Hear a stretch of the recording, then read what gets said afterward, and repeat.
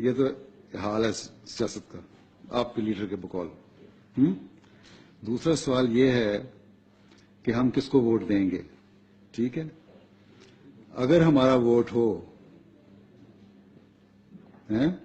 تو ہم ہر اس کو دیں گے جو ملک کا خیر خواہ اور انصاف پسند ہے. اب یہ سوال کریں گی کہ تمہارا ووٹ کیوں نہیں ہے.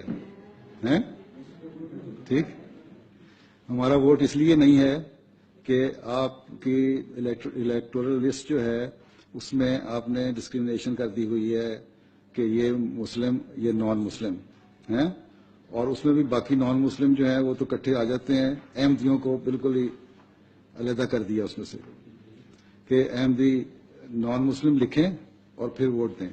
جب ہم کہتے ہیں لا الہ الا اللہ محمد رسول اللہ تو ہم کیوں لکھیں؟ اس لیے ہم کہتے ہیں ووٹنگ میں حصہ نہیں لیتے.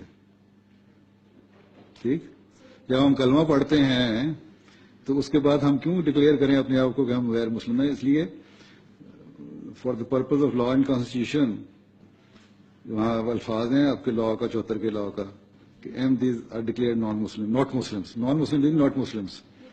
جو مینیفیسٹو ہے پاکستان تحریک انصاف, جب آپ کی تحریک انصاف بنی ہے اس وقت میں پاکستان میں تھا, اور آپ نے پوچھا یہ تو میں بتا دیتا ہوں ساروں کے سامنے ہی, اور میں وہاں جماعت احمدیہ پاکستان کا ہیڈ تھا, ناظر اعلیٰ تھا.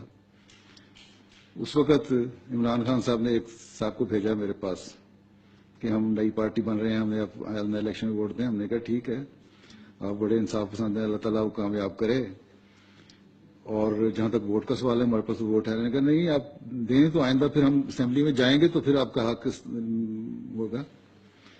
میں نے کہا ایک پہلی بات تو یہ ہے کہ کسی کو اتنی ضرورت ہی نہیں ہے مولوی کے خوف سے کہ اس قانون کو ریپیل کرے.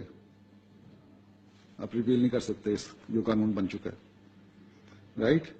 دوسرے یہ ہے کہ پہلے آپ اسمبلی میں آئیں, آپ کی آواز ہم سنیں گے, دیکھیں گے کچھ ہے بھی, تب تو ہم ووٹ دیں گے. ہم نے تو اب تو تجربہ کرنا ہے پولیٹیشین کو. پہلے ہمیں کیا پتا, بھٹو صاحب کو ہم نے ووٹ دیا تھا, انہوں نے ہمیں غیر مسلم بنا دیا. جو مینیفیسٹو ہے اس میں وہ مینیفیسٹو تو ان کا بھی یہی ہے. کس پارٹی کا مینیفیسٹو یہ ہے کہ پاکستانی شہری کی حیثیت سے ڈسکریمنیشن ہونی چاہیے, کسی پارٹی کا ہے؟ لیکن وہ تو پاور میں ہو کے کر رہے ہیں.